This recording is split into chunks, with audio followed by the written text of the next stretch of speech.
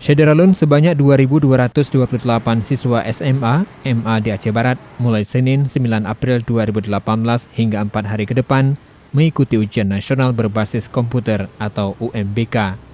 Seperti terekam di SMA Negeri 1 Melabu Aceh Barat, pelaksanaan UMBK berjalan lancar meski ujian nasional dibagi dalam 3 sesi karena terbatas komputer.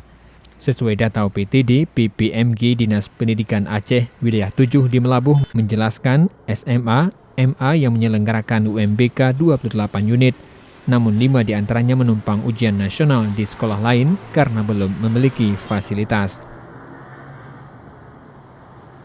Dari Melabuh, Rizwan, Serambi On TV.